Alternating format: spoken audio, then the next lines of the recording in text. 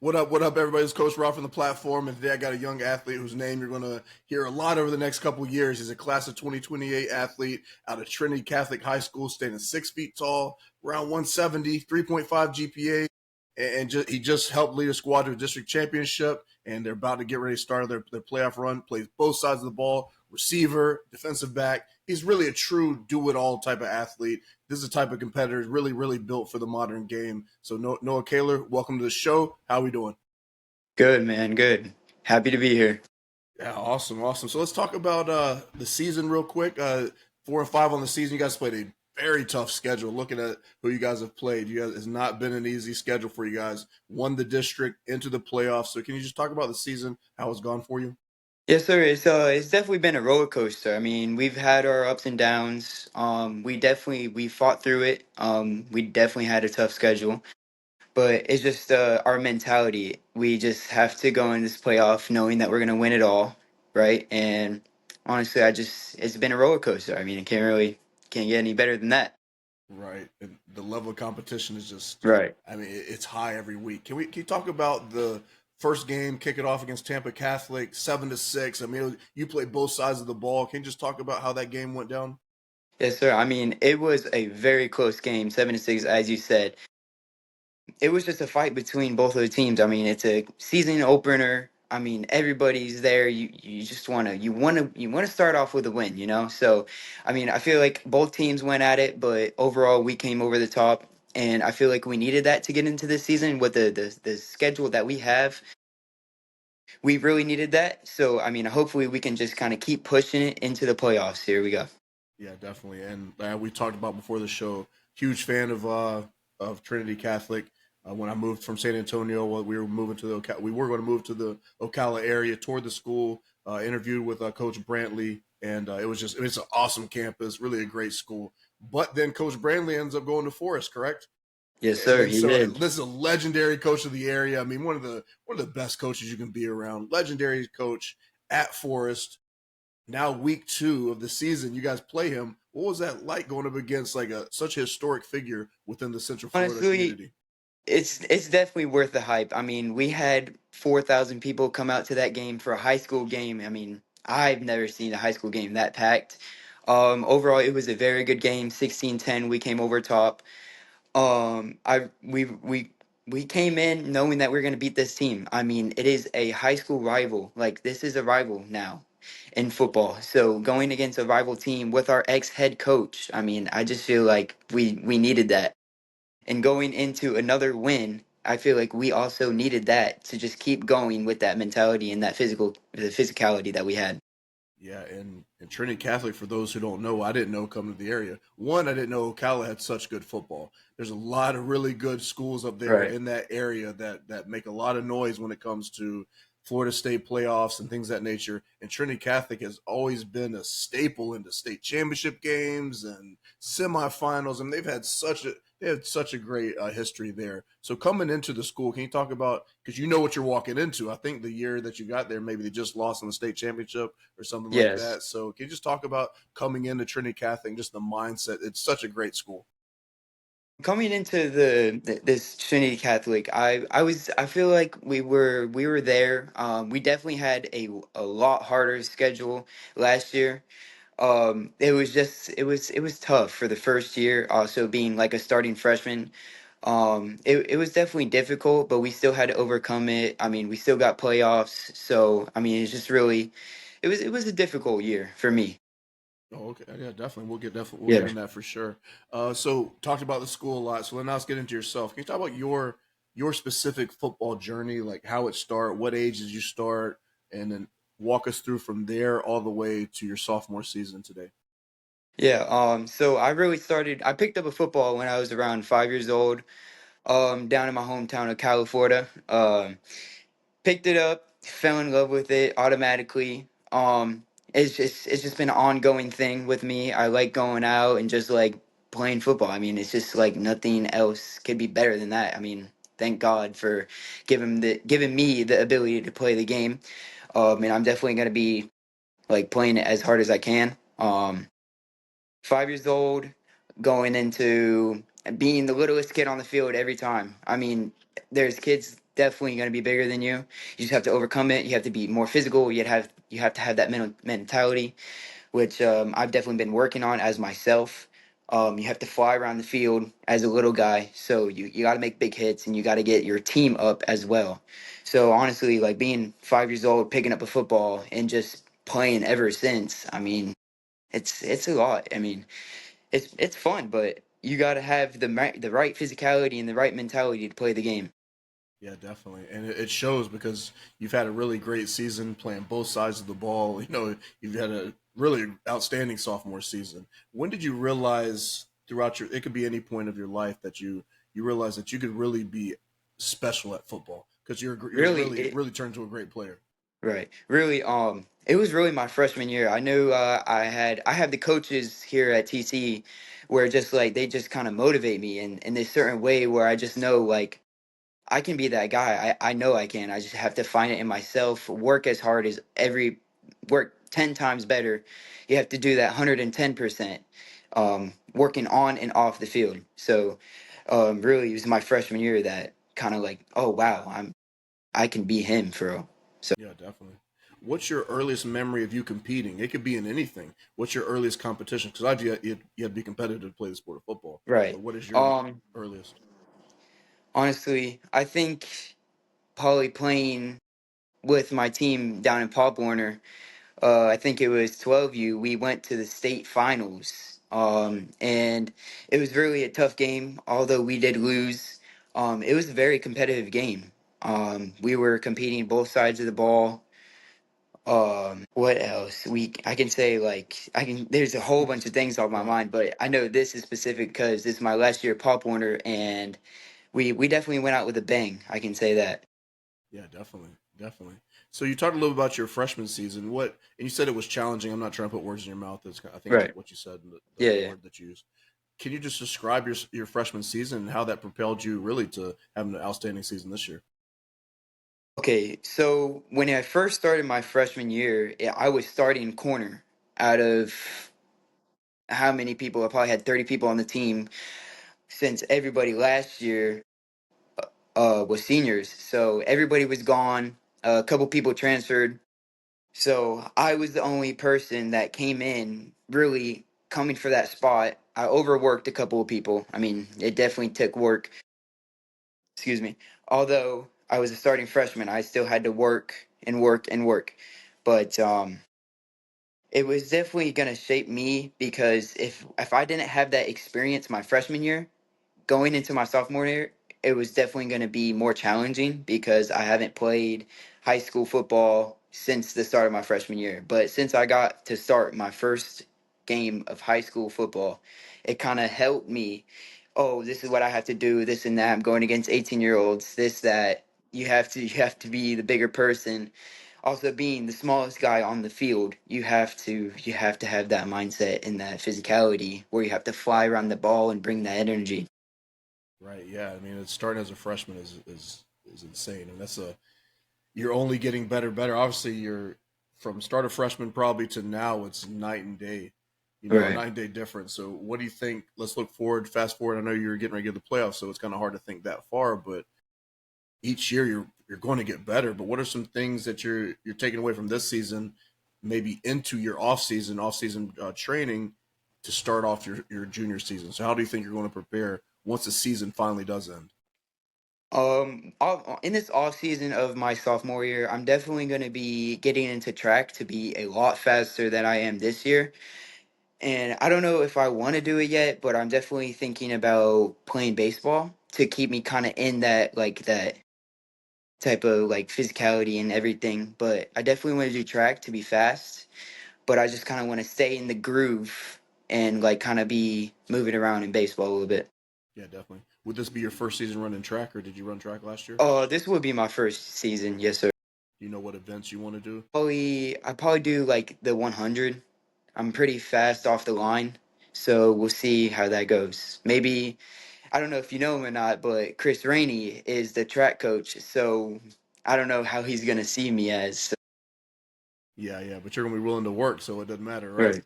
You're gonna Yes, get sir. faster regardless. So Chris Rainey's the track coach. Have you've worked with him before? Yes, sir. what has that been like working with a Gator legend, NFL guy Honestly, I preparing? I see it as like a big like I see it as like a motive, like how he motivates. Like that's how I see it. He is a very motivated person. Like he'll motivate you to do the things that you didn't even know you can do. He's definitely taught me a couple things in the past and still is to this day. So Yeah, yeah. definitely, definitely. So Trinity Catholic, like I said, like it's a established football program within this area, within this region, within Florida as a whole, because they're always competing, or we're always competing for state championships, things like that. What does football mean to that school? I think football to this school at TC is a big thing. A lot of people come out and show love to this football team, and honestly, I think it's a big part of the school because most of the players that go are kind of like a hit and miss. You'll see D1 players at TC, and sometimes you won't, but usually you will. You will. People come out and show the love, and they know that TC has a good football program, and this year will show it in the playoffs. Yeah, for sure. Yeah, it's an outstanding program. So you played receiver, DB. Did you start the year as more DB than receiver? How'd that? Yes, sir. This last couple of 2 weeks, they kind of rotated me to wide receiver, and I definitely have showed them that I have earned my spot. Because this week, going into playoffs, I earned myself a spot going to wide receiver, playing the wide position, in slot. So. Has were you always rotating in on offense at the beginning of the season? Like, was it something that you had to learn the playbook here recently, or have you always had dual I've always responsibilities? had the playbook. I'm always ready to go in whenever they need me. I mean, I'm an athlete, so I can play whatever you put me. You put me at spur, I know it. You put me at safety, I know it. You put me at corner, anything. So I basically see myself as an athlete. So I learned the playbook, every single position. Whatever you want me, I'll play, coach. I'm Yeah, ready. yeah, definitely. Have you always been football savvy? You just pick it up quick. Yes, sir. And where does that come from? You watch a lot of film, or you watch Just football a lot? you got to watch film. I mean, if you don't watch film, you're nothing. You don't know what you're going against. I mean, you got to get in the playbook. It goes a lot. You got to Yeah, do a lot to play the game. yeah, definitely. So, how comfortable are you getting at receiver? I'm sure each week is getting more and more comfortable. Have you always played receiver as well as DB, like 7-on-7 and maybe middle school? Yes, sir. I have 7-on-7. I'll go play for Showtime. They play DR7. We play at the villages. We kind of do like mix and match, like 7-on-7 elite and everything like that. I'll play safety and wide receiver. I'll have probably 7 touchdowns every time I go to that. Um, I'm pretty comfortable. I mean, I feel like I can I can do a lot on the offensive side. You just got to give me a chance. Yeah, and they gave you a chance. I know we'll look at some of the film from the last two games. I think you had a touchdown receiving the last two games, correct? Yes, sir. I have. I mean, really, the numbers are looking great, and it's not like a little bubble for a 10, 15 yard touchdown. You're getting down the field and you're making some plays. You made some nice catches towards the sideline and all that. So right now, do you feel more comfortable at DB? But is that what's suiting you a little bit better? And then you're building at receiver. Or do you maybe feel equally comfortable on both? I mean, honestly, I think I feel comfortable more on the defensive side because I've played that all my life. But now that I'm building this kind of relationship at this slot, I feel like that I can keep maintaining it and like keep playing there. And it's something that I definitely would go to college for, like playing spot slot and just making catches and doing something with the ball. Yeah, I mean you're making plays on both sides of the ball. I mean I definitely can see you as a slot. You're definitely established as a corner. Here 2 years playing a lot of games at corner and at receiver. You're really looking outstanding. So do you think your future you just kind of just let it play out, just enjoy playing both, or is it where Yes, maybe sir. you're gonna focus on maybe one more than the other, or like you said, you probably just ride it out and see whatever one, just play both, right? Yes, sir. So I'm really just like waiting for that right person to tell me, hey, you're better on the defensive side or you're better on the offensive side. I think you should do this on the off season. Your footwork, anything. I'm honestly you can do all of it on the off season, get better in everything. But I'm just waiting for that right college coach to tell me, hey, you're gonna play defense in college. So I'd probably be like, oh, okay, so maybe I need to work on this, this, and that. Or you're gonna be on offensive side, so I need to work on my route running or my footwork and everything. So Yeah, definitely. So has does playing DB help you at receiver and vice versa? Playing receiver help you at DB, and if so, how? in a sense, yes, because when you play wide receiver, you know what type of like say you're trying to get off the line. So if you're going outside, you're obviously not going to try to cut back in. Like I mean, if you are, like you're crazy. But if you go inside, you're going inside. So I think it just vice versa in a sense, yes, because when you run routes, you know what routes you can go. Like if you run 10 yards down the field, you either got to go, a dig, or a out route. Like there's a lot that to it that you can do, but in a sense you have to know what the route tree looks like and where that wide receiver is running or like how that DB's playing because you have to have the right footwork and the right hips and everything like that. Yeah, definitely for sure. What's a hidden part of your game that people don't necessarily see on film, but like your coaches love? Honestly, I think that it's my work ethic that people don't really see as much. Um, I work a lot, 110% on and off the field, even though I don't film it some of the times. I think people should like definitely notice that I'm very dedicated to the game and that my work ethic is there and spot on. Yeah, for sure. All right, let's transition a little bit to like kind of behind the scenes stuff, maybe some of the grind. So walk us through a day in your life. Like, what does school look like? Training, nutrition, recovery. What does that process look like for you? So usually it's Monday and the Wednesday that are specific because Monday and Wednesday are workouts. The workouts are at 6 a.m. So I usually get up around like 5:15, take a shower, brush my teeth, get up, have my parents drive me to work out. We'll work out for an hour.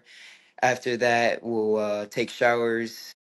School starts at 7:55, so usually you got to get around like in the gates by 7:30, so you can get there, get all ready and everything.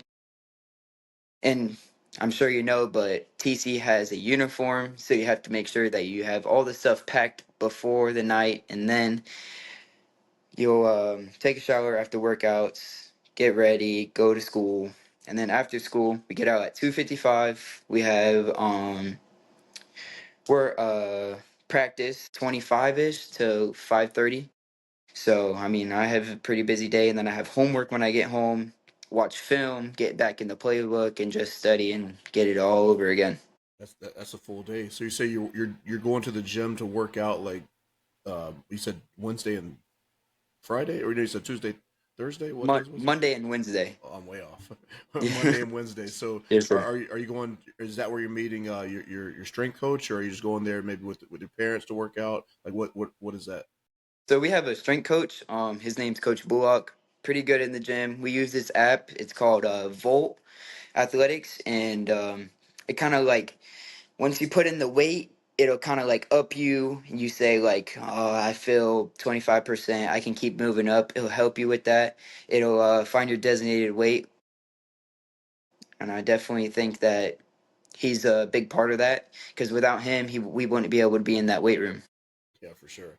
So you talked about a little bit when you get home. So how do you balance having a 3.5 GPA and then being the guy on the field? Both sides of the ball, you got to learn the playbook on both sides. So how are you balancing that?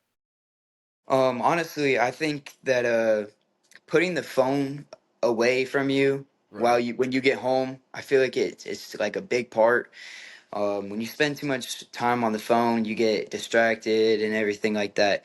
So when I get home, I just put the phone up, put it away, and I get my iPad and I'll either like do my work or I'll watch film or I'll make like highlights from like my regular season or like my games, and then I'll get in the playbook. I mean, because on the iPad, I don't know if you know, but TC kind of gives out like stuff on the iPad. They don't really give out paperwork. So I feel like it's really easy. You just have that one thing, and I'm like, okay, I can do all three things right here: work, huddle, and playbook. I mean, so it's pretty easy. Yeah, definitely. I mean, you make it look easy, right? But I know it's a lot of sacrifices you have to make. Like you said, putting the phone down and things of that nature. So let's talk a little bit about, let's transition to kind of mentality and pressure itself. So how do you handle pressure and how do you handle expectations? Because now, you scored a touchdown past couple games. You played well on defense. You're a starter now going on 2 years. You're probably becoming a leader on the team. So how do you handle pressure and then how do you handle the expectations? Honestly, I feel that when you're handling pressure, you really just need to breathe in the moment. Because I know sometimes I'll get caught up in the moment and I know that I'm not supposed to be, so I just breathe, reevaluate myself, and I get back in that moment where my team needs me, I need them, and I just kind of need to bring that energy for them, and they need to bring that energy to me, and that's all I need. Yeah, for sure. Yeah, definitely. So what does confidence mean to you and where do you get your confidence from? My confidence, I mean, there's a lot of things I could say, but honestly, I think that my coaching staff is where I get my confidence. They kind of get help me get through it. Without them, I don't know a lot about this game. That the confidence that brings me, you just gotta know what to do with it. You can't say when you're lining up in a one-on-one situation. You can't think about the bad. You have to think about the good. You can't say, "Oh, they're about to get a first down on me," and you can't think like that. You have to think straight. You have to have that mindset, and that confidence comes in a big. It's like a key right here, and you need it to get survive through this game. You can't do it without no confidence. Yeah, definitely. That's a lot of great points. What's your process of bouncing back from something that didn't go your way, whether it's a drop or maybe someone catching a pass on you? Like, how do you bounce back from play to play? So usually when I bounce back, when someone either catches on me or something like that, I just take a moment to myself during that situation, and I kind of like I use this as my pressure point. So like when I do this, I'll do it like throughout the day when something goes bad.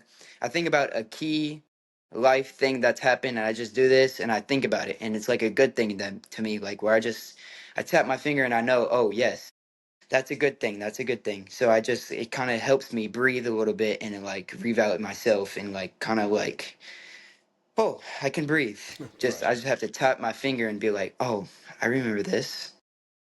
Yeah, definitely. I mean, I like that. I definitely that's a good way to remind yourself that everything is okay. I think that's definitely well that you're doing. That's pretty outstanding. Yeah, as a receiver, what's your favorite route concept or favorite route to run right now? That's a tough one. I like to run a lot, but I think the best one for the slot is a post corner. Because you can give him a little step on the outside, stem inside, hit the post, and then like jab to the corner. Because then at that moment he's trailing you. He don't know which way you're gonna go. So I feel like post corner definitely works.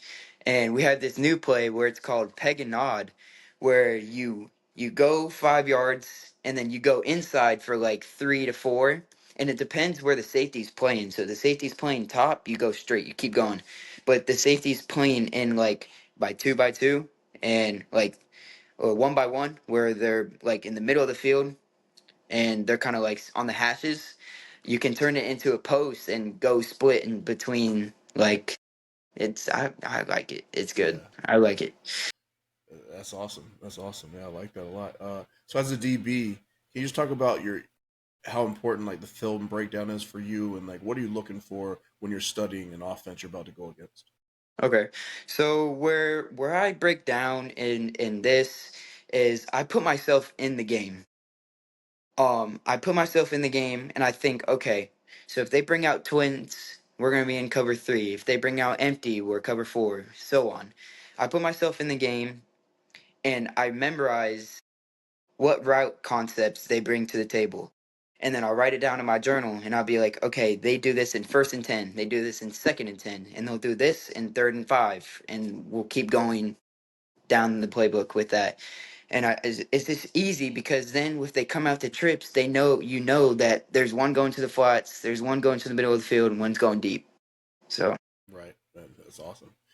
So what current NFL player, maybe collegiate player, do you study or model your game after? I think Travis Hunter is a good key player right here because he's both sides of the ball. Um, he definitely knows what he's doing. He's starting as a rookie in the NFL. and that, I mean, he is hurt, but like he did have very good plays and everything before the injury. Right. Yeah, he's an outstanding player. Really is. Excuse me. What's the toughest lesson that football has taught you so far? Um, I'd probably say that sometimes you're not always gonna win. Um, you're gonna lose reps. You're gonna lose one-on-ones, but you have to use that as a motivation thing where you put that, oh, I need to stop losing this. I need to beat him. Like you have to think of like if somebody's coming after your mom, you have to stop them. You don't let them get past you, or whatever you want to think about. Like you can't, I mean, that's how I think about it. I don't want nobody to touch my mom. I'll protect her with my heart. So, Right. No, I like that. That's a good way to put it. But if football didn't exist, how would you get your competitive energy out? What else would you do? I'd probably say if football didn't exist, I'd probably be maintaining myself in baseball. I'd see myself as a very good player, although I haven't picked up the bat in a couple of months. Right. um, I see myself playing baseball a lot more if football wasn't involved in my life. Yeah, definitely. What's something that people would be surprised to learn about you? I'd say college coaches. Not all people think of who I am, and I feel like if they knew what I can do, how my mindset is, how my physicality, how I bring the energy to the table, my work ethic. I feel like they'd be very surprised at what I can do, considering that I'm just a sophomore and kind of little for my size, but I can do a lot with it. Yeah, definitely. I mean, you have a lot of high school football left, a lot of growing. I mean, you're 6 foot, around 170. I mean, you're gonna get bigger and stronger, as you mature and continue to work out and get better at your craft. So, what kind of legacy once you leave Trinity Catholic do you want to leave behind? I want to leave behind the most tackles in one game, or leave behind the most receiving yards or touchdowns in one game. I feel like if I can do that, people will definitely remember me, and knowing that I can make a lot of myself during this little stage of my life where football is definitely a main part, and I still have 2 more years of my high school career to do this. So I do it now or I don't. Right. Right, yeah. Still got some time left for sure. So when you visualize your football journey and look down the road 4 to 5 years, what do you see when you visualize and you're thinking, hey, 5 years from now I could be here? Oh, that's a big question, but I do see myself getting into a D1 college. I do. I feel like I can do it. I know I can. I have the mindset to do it. I have all the physicality, the work ethic. I have all of it. I just have to train hard enough. I have to work better at everything that I do. 125%. Yeah, definitely. So let's look to the future as we're in the future already, So the future you, 18-year-old Noah, if he could speak to the current you right now, what would you hope he tells you? I'd probably say don't stop, keep going. It's definitely been like a motivation to me. Um, it's kind of like I built this brick by brick, so keep going, don't stop, don't let nobody break it down. Um, and I feel like that you need this type of motivation to keep going. So I just need to keep going, keep pushing, and don't let anything bring me down. What would you tell the that elementary school age Noah, if you could talk to him right now, what would you tell him about the journey and just life or anything? That you have a really big future planned ahead of you, and God has you right in the right path. Definitely, yeah, definitely. God does always has us on the right path, whether we like that path or not. If you could, I mean, you're part of Showtime in regards to 7-on-7. I know they have all different age groups. If you could talk to some of those different age groups, the elementary school, I think it's 10U, 12U, some of those ages, what would you tell them about football, getting better, the process, going to high school? Because you did it, you came in as a freshman and started right away. Not a lot of people do that. So, what would you tell those younger age groups about just football in general? I'd probably bring up a couple events in my life, like starting as a freshman. I know everybody can do it. It just depends on how hard you're working and what you can do with yourself. I'd probably tell the little kids, keep working, don't stop, and just keep pushing to be that better player. Be better than the person in front of you. Yeah, definitely. And I mean, not everyone can do it. I mean, I know Right. you did it, and you know you're probably thinking, well, if I can do it, everyone can do it. But not everyone can do. You know, that's a big responsibility for a freshman playing the schedule that you guys were playing, because you know everyone assumed that your team was the same as it was every year, right? So the schedule, not everyone's wanting to schedule you because they know what type of program you guys have. So you're going against a lot of great athletes. I'm sure last year taught you tremendously about, you know, football in general and the studying you had to put into it. Now you're adding receiver to it as well. So man, you've done an outstanding job. So sometimes it's hard to, when you're in the moment, to really appreciate the journey. But that's awesome what you did for sure. So that's you know, keep that up. Yes, sir. Thank you. All right, so now let's get into the film. So I got the film that you posted of the last two games. We'll start with your district championship. The highlights is, you said 103 yards, one touchdown, three tackles, one pass breakup. So I'll get ready to share my screen here, and if you can just walk us through kind of what you see there, and maybe with your mindset, just really however you want to take it. Okay. Can you see the screen? Yes, sir. I can. So let's get that's the big play. Where I was saying, hey, you're not just you're not just catching bubbles All right. So in as you this on the slot. moment, um, I definitely say that my QB had a lot of options open, and he chose me, and I'm happy with that. Um, Honestly, I knew I was gonna catch that ball no matter what, if I got tackled or nothing. I know I was catching that ball. I just had to break a couple of bodies right there. I knew I was taking it to the house. I was not letting nobody catch me, no nothing. I was not going for it. It was my first touchdown of the season, other than my pick six in Union County. But on the offensive side, that was my first touchdown, so I know I was definitely happy to get this opportunity, and I took it to the house. The second play of the game, actually.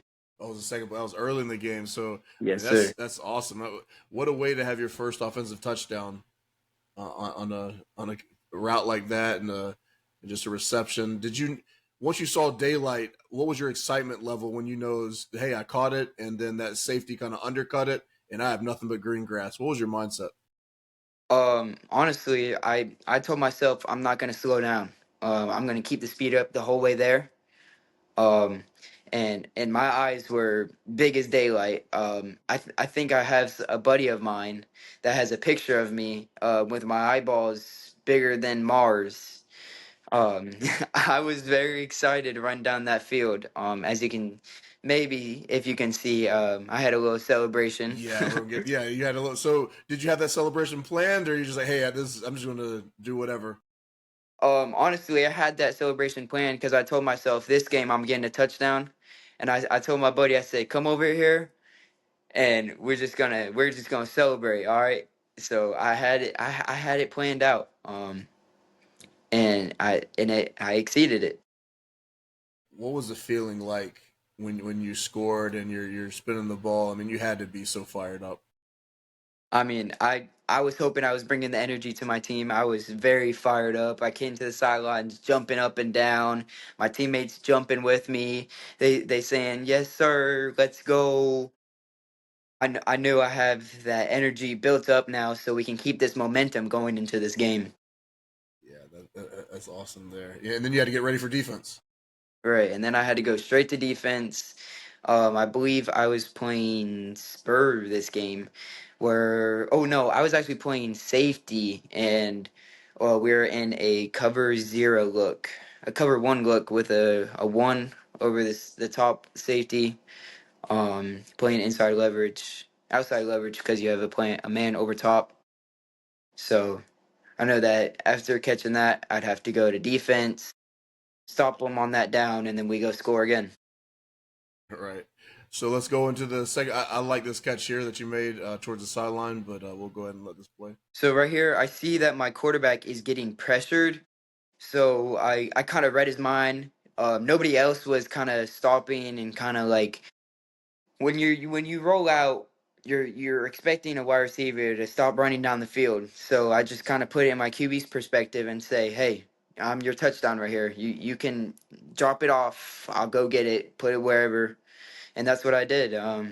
He put the ball, and I went to go get it.